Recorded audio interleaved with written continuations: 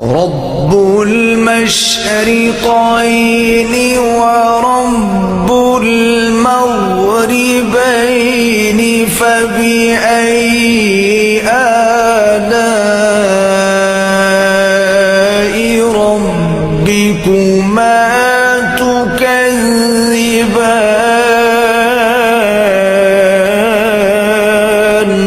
السلام علیکم مائی YouTube family, کیسے ہیں آپ سب لوگ؟ الحمدللہ ہم لوگ بھی بالکل ٹھیک ہیں۔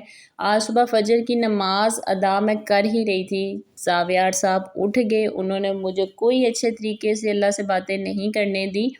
تو آج کل نا آئز انفیکشن بہت زیادہ ہوا پڑا ہے، بچوں میں بہت زیادہ ہے، زاویار کو بھی یہی پرابلم آج کل چل رہی ہے اس کے ساتھ، جس کی وجہ سے نا وہ مجھے بہت تنگ کر رہا ہے۔ تو اب میں اس کو سلانے چلی گئی تھی، اب میں اٹھی ہوں، تھوڑا سا دن چڑھا ہوا تھا اور بارش اتنی کوئی زوروں کی تھی نا، جس طرح ہم رات کو سوتے ہوئے سارے گھر کے دروازے بند کر کے سوتے ہیں نا، اسی طرح صبح اٹھتے ہی سارے گھر کے دروازے سب سے پہلے اوپن کیے جاتے ہیں، اور جب آپ نے وضو کیا ہوتا ہے نماز ادا کرنے کے فوراً بعد آپ دروازے اوپن کرتے ہیں تو ایسے ہی لگتا ہے کہ جیسے ساری اللہ کی رحمتوں اور برکتوں کی جو روشنی ہے، جو برکتیں ہیں، وہ آج سب ہمارے گھر میں ہی نازل ہونی ہیں۔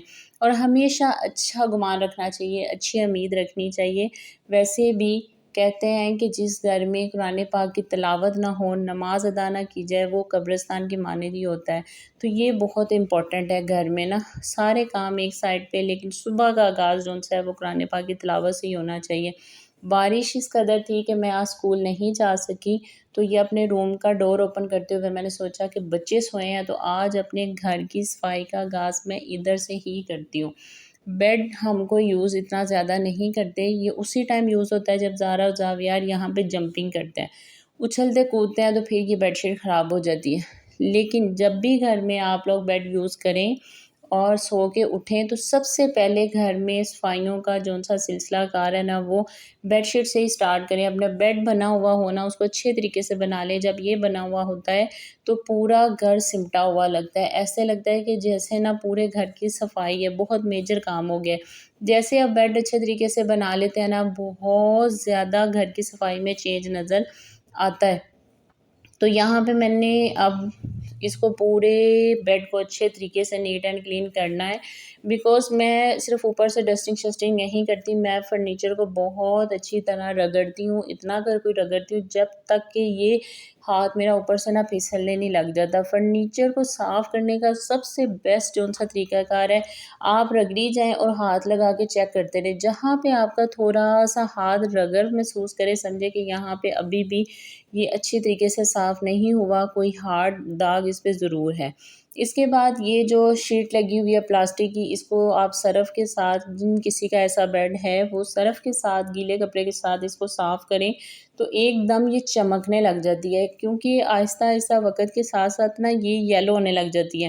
اگر آپ اس کو مینٹین رکھیں، وقت کے ساتھ ساتھ صاف کرتے رہیں نا، تو یہ بہت پیاری رہتی ہے، بالکل بھی اس کا کلر یلو نہیں ہوتا ہے۔ اور تیسری سب سے امپورٹنٹ بات، فرنیچر گھر کا لیتے ہوئے اس چیز کو ضرور ذہن میں رکھیں کہ ایسا فرنیچر لیں، کیونکہ چیزیں خریدنا آسان ہے لیکن گھر بنانا اور اس کو مینٹین رکھنا، یہ دونوں چیزیں نا ڈیفرنٹ ہے۔ گھر بنانا اس دور میں بھی بہت مشکل ہے، اور جب آپ بنا لیتے ہیں تو اس کو مینٹین رکھنا اس سے بھی زیادہ مشکل ہے۔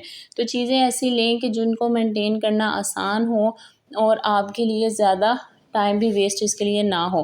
تو یہ میرا کوئی شادی کا فرنیچر نہیں ہے، جہیز کا نہیں ہے، جہیز کا فرنیچر میرے سسرال جہاں میں بیاہ کے گئی تھی وہاں پہ پڑا ہے۔ یہ جب ہم اس گھر میں آئے تھے تو میں نے یہ نیا پرچیز کیا تھا سارا، تو میں نے پھر ان چیزوں کو ذہن میں رکھا تھا کہ میں نے ساری چیزوں کو کیسے ساتھ لے کے چلنا ہے، میرے لیے ایزی ہو اس کو صاف کرنا بھی۔ تو دوسری بات یہ ہے کہ میں نے نا آج کل نا بہت ولاگز دیکھتی ہوں، بہت ویڈیوز دیکھتی ہوں کہ جس میں نا اسٹریس فری کی پلاننگ اتنی ہوتی ہے، اتنی کوئی ٹپس دے رہی ہوتی ہیں۔ بہت اچھی بات ہے، ان سب کو دیکھنا چاہیے، سننا چاہیے اور ان پر عمل کی بھی کرنا چاہیے۔ لیکن سب سے امپورٹنٹ بات ہے، اسٹریس فری کیسے رہا جا سکتا ہے؟ نماز پڑھ کے اور اپنے رب کو یاد کر کے، اپنے اللہ کو یاد کر کے۔ جو سکون آپ کو اللہ سے باتیں کر کے مل سکتا ہے نا، وہ کہیں بھی آپ کو نہیں مل سکتا، نہ اولاد کے روپ میں، نہ ماں باپ کے روپ میں، نہ ہسبینڈ کے روپ میں، کہیں بھی نہیں۔ جو دل کی باتیں کر کے آپ اللہ کے ساتھ ریلیکس فیل کرتے ہیں نا، کسی کے ساتھ بھی نہیں کر سکتے۔ تو سب سے میجر جو سا پوائنٹ ہے نا، وہ یہی ہے کہ اللہ سے باتیں کریں، اللہ کو اپنی ساری باتیں بتایا کریں، ایسے جیسے آپ اپنے ایک بہت بیسٹ فرینڈ کے ساتھ باتیں شیئر کر رہے ہوتے ہیں۔ اور دوسرا اسٹریس فری رہنے کا سب سے میجر جو ہے نا ٹپ، وہ یہی ہے کہ حاصل اور لا حاصل دونوں چیزوں کو علیحدہ کریں۔ ہم زندگی کا نا بیشتر حصہ ان چیزوں کی خواہش میں صرف کر دیتے ہیں جو ہمارے اختیار میں نہیں ہوتی۔ یہی خواہش ہمیں ایک نہ ختم ہونے والے ذہنی دباؤ اور مایوسی کی کیفیت میں گھیرے ہی رکھتی ہے، باہر نکلنے ہی نہیں دیتی۔ مثلاً یہ کہ فلاں حادثہ کیوں پیش آیا، یا کوئی چیز آپ کی لاکھ کوششوں کے باوجود بھی نہ مل پائی۔ یہ حقیقت ہے کہ کوشش حصول کی جانب پہلا قدم ہے، لیکن ان چیزوں کے حصول میں خود کو نہ تھکائیں۔ جو آپ کے اختیار میں نہیں وہ کام پہلے کریں، جو آپ کے اختیار میں ہے، اور ان خواہشات کو نظر انداز کرنے کی کوشش کریں جن کے نہ ملنے کی وجہ سے آپ مایوسی کا شکار رہتے ہیں۔ زندگی ایک تعلیمی امتحان جیسی ہے جس کا نتیجہ آپ کو بہت جلدی مل جاتا ہے۔ تو آپ ان ساری چیزوں سے نا تھوڑا سا الگ رہیں، ان چیزوں کے پیچھے نہ بھاگیں، کیونکہ میں نے سنا ہے اور میرا ماننا ہے کہ جو چیز آپ کی قسمت میں لکھی ہوئی ہے نا، وہ کوئی دنیا کی طاقت آپ سے چھین نہیں سکتی، لے نہیں سکتی۔ اور جو چیز آپ کے لکھی ہی نہیں ہے بس میں، تو وہ آپ جو مرضی کر لیں، کوئی بھی آپ کو لے کے نہیں دے سکتا۔ ہاں، دعائیں تقدیریں بدل دیتی ہیں، رنگ لے آتی ہیں دعائیں، بس دعائیں مانگنے کا نا تھوڑا سا طریقہ کار ہونا چاہیے جس میں عاجزی ہو، اللہ تعالیٰ کے ساتھ گر گرا کے مانگے تو رب تو بہت جلدی ہے نا وہ مان جاتا ہے۔ اچھا، میں کر رہی تھی گھر کا کام اور میرے ہسبینڈ لگے ہوئے تھے یہ کراہی بنانے۔ اور دیکھیں، پہلے تو میل ساتھ جو سی ہے وہ گھر میں یہ کھانا شانا بناتے نہیں ہیں، اور جب یہ بناتے ہیں نا تو یہ میرے خیال میں ساری جو رسم و رواج ہے نا کھانا بنانے کے، سب کو پیچھے چھوڑ دیتے ہیں اور ایک نئے طریقے کے ساتھ بناتے ہیں۔ اب میرے ہسبینڈ نے اس کو میرے خیال میں جتنا فریج میں دہی تھا وہ بھی سارا اس کے اندر ڈالا ہے، اور پتہ نہیں کیا کیا اس میں ڈالا ہے، اور اپنے ہی ایک نئے انداز میں اس کو بنایا، اور پھر ایسے کیا ہے کہ نہ مجھے شروع میں سبزی دی ہے بنانے کے لیے اور نہ اینڈ پہ درمیان میں آگے مجھے کہتے چلو اس کو سنبھالو۔ اب میں گھر سارا صاف کرنے کے بعد آئی تھی کچن میں روٹیاں بنانے کے لیے، لیکن مجھے شیلف تھوڑی سی گندی نظر آئی، تو میں نے کہا پہلے اس کو صاف کرتی ہوں پھر میں روٹیاں بناؤں گی اور بچوں کو دوں گی۔ اس ٹائم پہ تقریباً یہ شام پڑ گئی ہے، کیونکہ گھر سارا صاف کرتے کرتے میں نے کوئی کونا چھوڑا نہیں ہے، صاف کرتے کرتے مجھے شام ہو ہی گئی تھی۔ اور ظاہری بات ہے کہ جب آپ گھر میں ہوتے ہو نا تو پھر یہی ہوتا ہے کہ کوئی چیز رہ نہ جائے، میں اچھی طریقے سے اس کو صاف کروں۔ بچے اس ٹائم باہر کھیلنے گئے ہوئے تھے کیونکہ بارش ختم ہو گئی تھی اور سب لوگ باہر نکلے ہوئے تھے، بیٹھے ہوئے تھے، موسم بہت پیارا تھا۔ تو میں نے کہا کہ ان کے آنے سے پہلے جو ان سے نا وہ میں روٹیاں بنا لیتی ہوں۔ اچھا، آپ کو مزے کی بات بتاتی ہوں، جب میری شادی ہوئی تھی نا تو تب تو میں اسٹڈی کر رہی تھی، یونیورسٹی جاتی تھی، تو یہ روٹیاں میں نے کبھی بنائی نہیں تھیں۔ اب میری ہو گئی شادی، روٹی مجھے پتہ ہی نہیں تھا، نہ الف کا پتہ تھا روٹی کی، نہ بے کا پتہ تھا روٹی بننی کیسے ہے، تو عادت ہی نہیں تھی، کبھی بنائی نہیں تھی، امی کو تو دیکھتے ہوتے تھے۔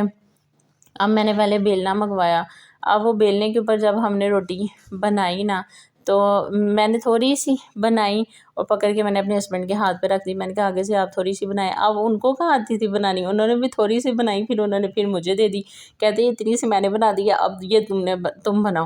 اور ہم دونوں نے مل کے سا نا وہ روٹی تقریباً سی ہے نا وہ کوئی 15 منٹ ہمیں لگے ہوں گے اس روٹی کو بنانے پہ، تھوڑی سی بنا کے ان کو، تھوڑی سی بنا کے وہ مجھے دے دیتے تھے۔ تو پہلی روٹی مجھے آج تک یاد ہے کہ میں نے کس طرح بنائی تھی شادی کے بعد۔ شادی سے پہلے جو میں نے پہلی روٹی فرسٹ ٹائم بنائی تھی تو وہ میں نے اپنے ابو کو کھلائی تھی۔ بہت سی بچیاں ہوں گی ایسی، بہت سی لڑکیاں اور عورتیں ایسی ہوں گی جن کی یہ والی سٹوری نا میری سٹوری کے ساتھ بہت زیادہ ملتی ہوگی۔ وہ کس طرح، زیادہ تر عورتوں کے منہ سے میں یہی سنتی ہوں کہ انہوں نے پہلی روٹی بنائی تھی اور ان کے بابا جانی نے کھائی تھی۔ ماں سے بھی پہلے تھا نا بابا جانی کھاتے، اور پتہ ہے مائیں تو ڈانٹتی ہیں، جھڑکتی ہیں، لیکن جو باپ ہے نا، یہ میں کہتی ہوں کہ ہمیشہ بیٹی کا زیادہ پیار اپنے والد صاحب کے ساتھ ہوتا ہے اور بیٹوں کا زیادہ پیار اپنی ماں کے ساتھ ہوتا ہے۔ اور یہ میں نے ایسا ہی دیکھا ہے، اوریجنلی میں نے ایسا دیکھا ہے، ہو سکتا ہے اس کے برعکس ہو، اللہ تعالیٰ پیار دونوں سے ہی ہوتا ہے، لیکن نا وہ ایک سائڈ ان چیزوں کی زیادہ لی جاتی ہے۔ باپ ہمیشہ بیٹی کی زیادہ لیتا ہے اور جو ماں ہے وہ ہمیشہ بیٹے کی زیادہ سائڈ لیتی ہے۔ بس چل رہا ہے دور، اللہ تعالیٰ نے یہ دنیا بنائی ہوئی ہے، ہر ایک دوسرے کے لیے لازماً ملزوم رکھا ہے۔ کوئی رشتہ دوسرے رشتے کے بغیر آگے چل ہی نہیں سکتا ہے، لازماً ملزوم ہے۔ اگر یہ رشتے نہ ہوتے تو پتہ نہیں زندگی کتنی بور ہوتی اور بے رنگ سی ہوتی۔ بہرحال یہاں پہ میں نے روٹیاں شوٹیاں بنا لی ہیں اور کھانا شانا بنا لیا ہے۔ اب میں کروں گی سرو۔ ٹیبل پہ آج کل ہم کھانا نہیں کھاتے، اس لیے نہیں کھاتے کیونکہ زاویہ ہمیں تمیز کے ساتھ کھانے ہی نہیں دیتا، زیادہ چیزیں تو وہ نیچے پھینک دیتا ہے، وہ توڑ دیتا ہے۔ تو بہرحال یہ چارپائی پہ نا بہت ایزیلی کمفرٹیبل ماحول میں وہ بیٹھ کے کھا لیتا ہے۔ تو تیسری بات یہ ہے کہ گھر جو ہے نا آرگنائز کرنا صرف عورت کے بس کی بات ہے، کوئی دوسرا بندہ کر ہی نہیں سکتا ہے۔ آپ کسی کے گھر میں سگی بہن کے گھر چلے جائیں نا، ادھر آپ کو صفائی کرنی پڑے نا، سمجھ ہی نہیں آتی کون سی چیز کہاں سے اٹھانی ہے، کہاں پہ رکھنی ہے۔ ہر عورت کو اپنے ہی گھر کا پتہ ہے اور اپنے ہی گھر کا سب سے زیادہ سلیقہ وہ جانتی ہے۔